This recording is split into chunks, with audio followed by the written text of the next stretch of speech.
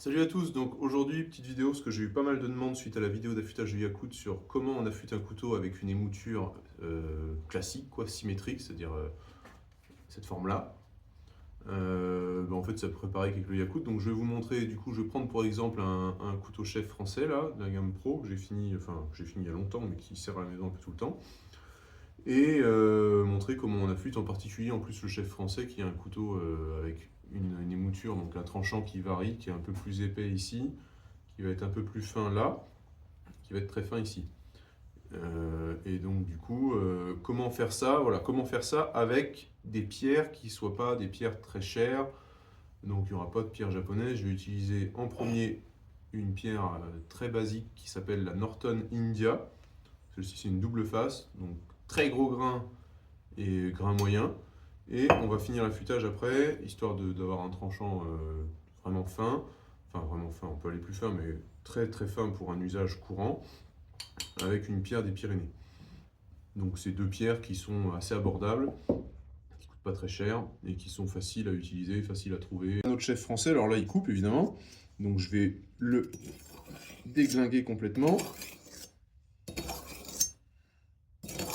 Voilà, donc là normalement, après ça, voilà, on a un tranchant qui est complètement écrasé. Je sais pas si on voit là, mais en fait il coupe plus rien du tout, puisque la pierre étant plus dure que l'acier et plus abrasive, a complètement détruit le tranchant.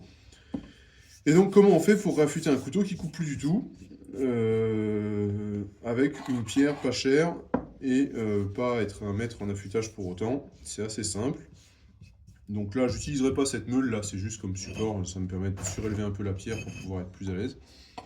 Donc en fait, si on veut affûter correctement un couteau, on va essayer déjà en premier lieu de ne pas faire de biseau ici, c'est-à-dire de ne pas enlever de la matière uniquement sur le tranchant. On va essayer d'avoir un angle qui n'est pas un angle, en fait, on va essayer de garder une variation dans le geste. Je m'explique, c'est-à-dire que si on avait un angle fixe, on va enlever de la matière, la pierre étant abrasive, on va enlever de la matière toujours au même endroit. Maintenant, si on a un angle qui varie, tout pendant qu'on affûte, ça veut dire qu'on va enlever de la matière sur le tranchant, mais aussi un petit peu au-dessus, voire même très au-dessus. Et donc du coup, on va pouvoir garder ce profil de lame bombé, convexe, et donc garder une pénétration dans les aliments optimale. Voilà. C'est en plus, à mon avis, plus facile à faire, ce que je vais vous montrer là, que d'essayer de garder un angle parfait tout du long, puisque dans un mouvement de va-et-vient, ne pas faire varier son geste, c'est pas facile. Alors que si on le varie volontairement, avec ce geste-là, hein, on va vraiment jouer comme ça sur la pierre, et bien du coup, c'est plus facile en fait d'avoir ce mouvement, plutôt que de ne pas avoir de mouvement du tout. Donc, on commence simplement avec la pierre à gros grain. Donc, le but étant de redonner de la coupe, il faut quand même y aller franchement. Et bien garder en tête que les petites caresses comme ça marche pas, hein. L'acier, il est trempé, il est dur. Un couteau qui est bien fait, il coupe longtemps. Donc, du coup, il va pas se laisser réaffûter juste en faisant ce genre de truc. Ça, c'est bien pour faire joujou. Si on veut vraiment redonner de la coupe à un couteau, on met du poids sur de la pierre et on appuie vraiment. Et moi, je conseille de faire des allers-retours. Ça évite, si on doit faire comme ça, c'est plus long. Alors que si on va et on vient, ça va plus vite. Et donc, du coup, on va faire ces allers-retours en ayant un mouvement de variation. Donc là, mon tranchant touche la pierre. Et quand j'abaisse, mon tranchant ne touche plus la pierre. C'est cette zone-là de la lame qui touche ma pierre. Du coup, ça me permet d'enlever de la matière ici, là et au niveau du fil. Donc d'abord, sur un chef français, je vais m'occuper de cette partie-là. La zone qui a un tranchant qui est vraiment fin. Donc, pour trouver à peu près jusqu'où je remonte, je pose mon couteau à plat, je redresse. Quand je vois que mon fil commence à être en contact avec la pierre, pas plus haut, juste hop, mon fil touche la pierre, je sais que c'est un peu mon angle max. C'est-à-dire que je vais varier entre celui-là et celui-là. Je ne vais pas varier trop loin, sinon je vais vraiment user prématurément mon tranchant, ça ne sert à rien. Donc voilà, je sais, je varie avec cet angle-là. Donc sur un couteau de cuisine, c'est une variation qui est en fait assez faible, puisqu'on n'a pas des angles d'affût, enfin on n'a pas un tranchant qui est très épais, donc en fait on varie très peu. Donc j'insiste bien sur ma pointe, c'est indispensable qu'elle coupe bien. Donc quand on arrive vers la pointe, il suffit de lever un peu le coude et hop, tout de suite la pointe touche. C'est l'astuce. Souvent, quand on affûte chez soi comme ça, on arrive à faire couper les couteaux, mais les points ne coupent pas très bien. Parce que les gens, en fait, n'osent pas lever le coude. Voilà, ça va, c'est une forme triangulaire, mais si on a une forme, par exemple, comme ça, là, c'est vraiment indispensable, vous voyez, de lever pour aller chercher le contact avec la pointe. Donc, je fais ça des deux côtés, toujours en ayant ce mouvement de variation d'angle, qui a pour but d'enlever de la matière sur plusieurs zones de la lame en même temps, et de garder un profil de tranchant convexe. Alors ça peut paraître un peu difficile comme ça au début quand je le montre là, mais en réalité c'est vraiment simple, hein. Ça nécessite pas beaucoup d'entraînement, et ça se fait assez naturellement. Et en fait, une fois qu'on a pris l'habitude, c'est beaucoup plus facile de faire ça, ce mouvement-là, que d'être là à se dire, oh là là, faut que je reste tout du long sur le même angle, faut que je reste tout du long sur le même angle. Là, c'est pas du tout facile, quoi. Alors moi, je trouve que ça joue beaucoup moins. Et en plus, on use le tranchant, et uniquement le tranchant, alors que là, on use toute la hauteur de la lame, ou au moins la moitié de la hauteur de la lame, et donc on garde un profil bombé qui va mieux couper. Donc, quand on a bien fait des deux côtés sur la zone sur cette zone-là, et qu'on sent que ça commence à revenir au niveau de la coupe, on va s'attaquer sur le chef français à cette zone-là. Alors, sur un couteau ordinaire, par exemple, si je devais affûter celui-là, lui, il est affûté avec un angle qui est quasiment le même tout du long. Hein. Donc, du coup, je fais ce que j'ai fait sur le chef français, de là jusque-là.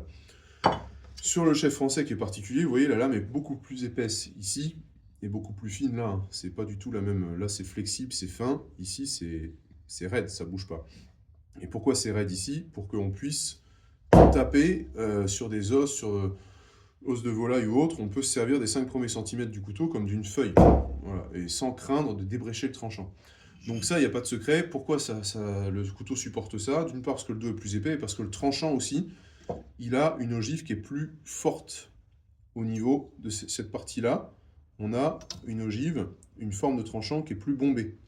Donc le tranchant est mieux protégé face aux impacts. Alors que sur cette zone-là, comme déjà le dos est plus fin, et qu'en plus le fil est plus vif, on a quelque chose qui est bombé, mais très finement. Vous voyez? Donc du coup, quand on va s'occuper d'affûter cette zone-là, alors la transition se fait naturellement entre les deux, hein, on essaye d'avoir un angle qui est plus fort. Donc on peut le faire, on le voit assez facilement. Si on se met à plat et qu'on lève, si par exemple je me mets à plat ici et je lève, hop, tout de suite là, sur cette zone-là, mon fil il touche déjà la pierre. Donc j'ai quasiment pas besoin de lever la lame pour que mon tranchant touche.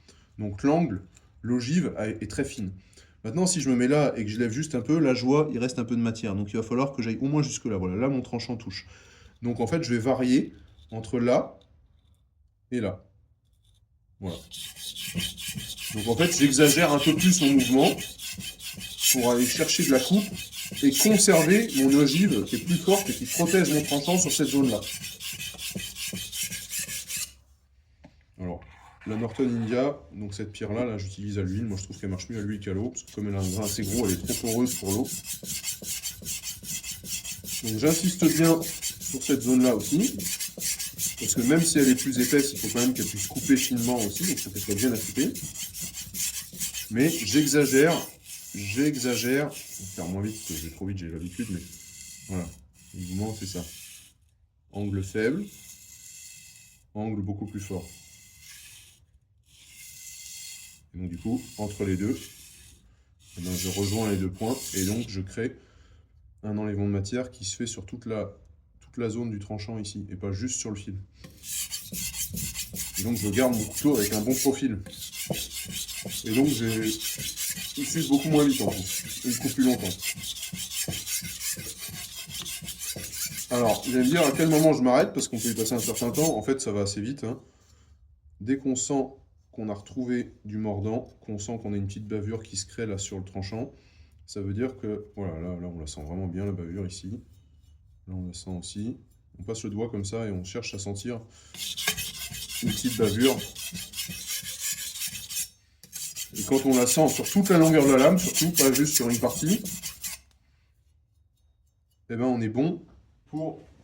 On sait que le couteau, on a retrouvé de la coupe, puisqu'en fait, cette petite bavure qu'on sent, c'est le déchet de métal qui est issu de l'affûtage, et qui, du coup, nous dit que on est revenu, le tranchant est redevenu très fin. Alors qu'avant, il était complètement écrasé, il ne coupait plus rien. Donc maintenant, il faut enlever cette bavure. Alors, on pourrait couper tout de suite des trucs comme ça, mais c'est quand même un peu dommage, puisqu'on ne bénéficie pas de la coupe maximum. Donc pour enlever la bavure, on vérifie que la pierre est bien propre, qu'il n'y a pas trop de particules grossières dessus. Et on va faire ce geste-là. On va d'abord faire un geste en sortant de la pierre. Donc en faisant ça, on s'assure que toute notre bavure, elle est retournée dans ce sens-là, vous voyez. Et ensuite, on va rentrer dans la pierre en mettant la lame dans l'autre sens pour détacher la bavure. Et on peut le faire plusieurs fois. Et au fur et à mesure qu'on le fait pour finir l'affûtage, on appuie de moins en moins fort. Voilà. Et là, on s'assure d'avoir un tranchant qui redevient vraiment très, très utilisable. Je vais essuyer un peu la lame. On va tester sur une feuille de papier. Donc là, franchement, avant le passage, après avoir été écrasé là, il ne pouvait rien couper. Hein. Une tomate, il aurait peut-être coupé une patate, mais je ne sais même pas. Parce qu'il était vraiment mort. Et donc là, si on reprend du papier, c'est un moyen facile. Voilà, on voit que notre lame, elle a retrouvé de la coupe. Alors peut-être que le talon, il manque encore un peu. C'est possible, parce qu'il est un peu plus difficile à affûter. Bon, ça va. Voilà, donc on a retrouvé de la coupe très correctement. Et donc là, on a un couteau qui est tout à fait utilisable. Alors on n'aura pas le meilleur des tranchants, mais parce que c'est une pierre à très gros grain, mais on a un couteau qui est tout à fait utilisable en cuisine. Si on n'a que ça et qu'on veut aller vite, voilà, avec ça, déjà, le couteau, il sera tout à fait fonctionnel. Donc maintenant, si on veut avoir quelque chose qui est un peu plus fin, on peut passer sur une pierre plus fine. Donc là, pour rester dans les pierres, entre guillemets, un peu low cost, mais qui marche très très bien, on va utiliser une pierre qui est une pierre des Pyrénées. Donc là, c'est une pierre naturelle. La Norton, c'est une pierre reconstituée. Et on va regarder un peu ce que ça donne. Elle marche très bien. Ça, c'est la qualité lisse, donc c'est les plus fines. Et elle donne un tranchant qui est. Enfin, elles vont donner un fil qui va déjà être un peu plus finement poli. Et donc qui va être peut-être. Enfin, pas peut-être, mais qui va mieux couper en cuisine. Donc exactement la même chose. Je commence par affûter cette partie-là de ma lame. En gardant du coup un mouvement d'oscillation assez léger qui va me conserver, qui va me donner une ogive assez fine.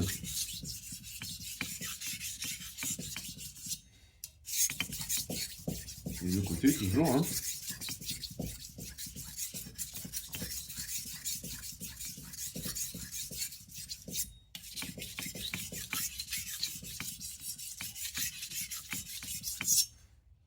Voilà. Et après, j'attaque la partie de mon tranchant qui est la plus costaud. Comme j'ai fait sur... En fait, on fait exactement la même chose qu'avec la pierre précédente. Hein. Donc là, avec un angle un peu plus conséquent. Enfin, je n'aime pas trop parler d'angle, mais avec un mouvement qui a plus d'amplitude, voilà. Alors oui, c'est une technique qui raye les lames. Hein. Mais si on veut un couteau qui coupe, il n'y a pas 36 000 solutions. Après, on pourrait essayer de garder un angle fixe ou de long. En soi, c'est pas que ça marche pas. Mais je trouve ça toujours un peu dommage de faire un biseau qui va être de plus en plus gros, puisqu'en fait, si on fait un biseau parce qu'on fait un angle qui est fixe ou du long, en fait, au début, ça marche bien, tant que la lame est mince. Et puis au fur et à mesure, on remonte, on remonte, on remonte, et on use le couteau. Déjà, on l'use plus vite, et ensuite, on l'use que sur le tranchant. Donc, du coup, on ne garde pas le profil bombé qui a été donné par le coutelier au départ à l'affûtage, le profil optimal, et on transforme notre truc par un truc qui fait ça, et puis boum. Vous voyez ? Clac, clac. Et donc là, cette séparation, cet angle-là, déjà, il freine dans la coupe. Et puis en plus, comme il use que par le tranchant, bah, plus on va remonter, plus on va arriver sur des zones de la lame qui vont être épaisses, parce qu'une lame est plus épaisse au dos qu'au tranchant. Et donc moins on va avoir une bonne pénétration.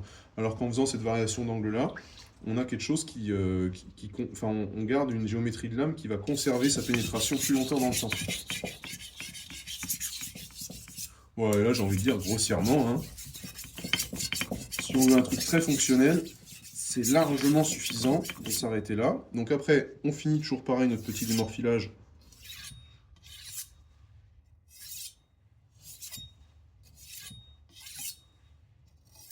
Alors avec cette technique-là, on peut se passer de cuir. Si on a Bon alors attention, hein, c'est pas un truc qui se maîtrise en 5 minutes. Il faut accepter d'y passer un peu de temps et de s'entraîner un peu au début. Mais on peut obtenir quelque chose qui va... Ouais, là ça coupe vraiment bien, quoi. Et donc voilà, alors je vais remettre... Hop. Si on reprend un bout de papier, bon ça coupait déjà tout à l'heure donc ça va pas, mais on va peut-être qu'on entendra au bruit. Voilà, on voit qu'on a une coupe qui est plus fine. Le crissement est plus doux. Voilà, donc ça recoupe très bien. Et donc du coup, avec deux pierres très simples, je fais pas de placement de produit, moi je ne revends pas ces pierres-là, les Norton là, mais en tout cas on arrive avec, même ça c'est du 115 CV3, donc c'est un acier quand même assez dur, on arrive à redonner de la coupe très facilement.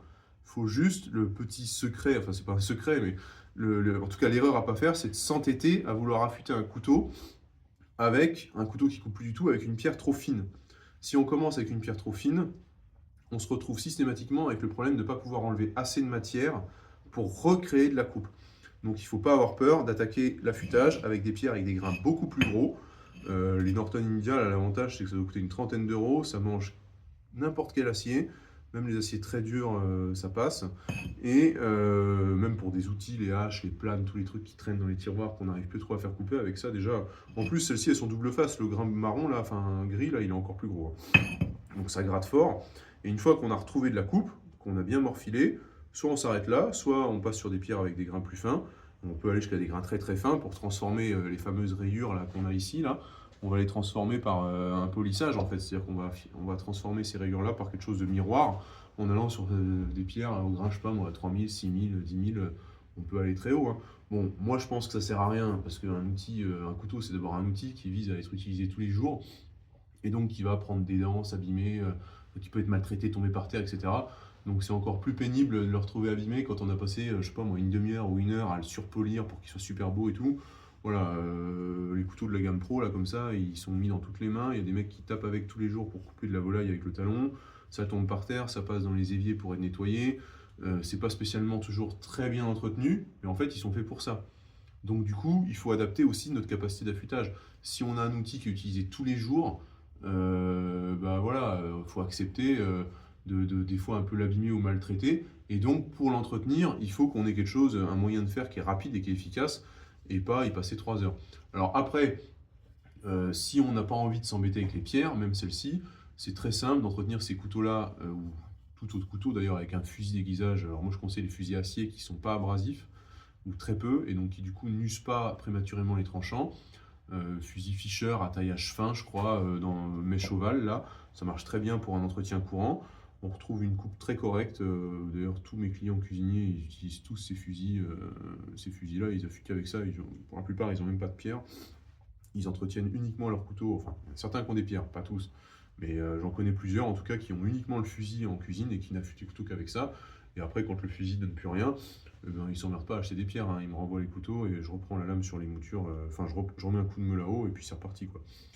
Voilà, mais globalement, avec des pierres simples, un geste bien adapté, qui au final, comme vous le voyez, est assez simple, lui aussi, on arrive à faire recouper des couteaux qui sont très abîmés en quelques, je sais pas, en quelques dizaines de minutes au début, puis à la fin, c'est en moins de 10 minutes, on donne un tranchant très correct à des couteaux qui ont été abîmés, sans avoir besoin de pierres très chères, très compliquées, etc. Et ça marche pour n'importe quel couteau, japonais, européen, industriel, n'importe quoi, c'est tous de l'acier trempé, hein. Il n'y a pas de truc, voilà, après même des aciers très durs, etc. Avec des bonnes pierres, on leur remet la coupe.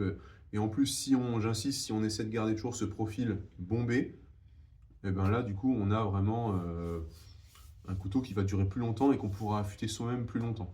Voilà. Bon, c'est assez sommaire, assez rapide, j'ai improvisé ça en 2-2 là. Si vous avez des questions, des commentaires ou autres, n'hésitez pas à m'envoyer un message pour qu'on en discute. Mais je pense que j'ai à peu près fait le tour, globalement. Ouais, je pense avoir fait le tour. Et puis voilà. Allez, ciao!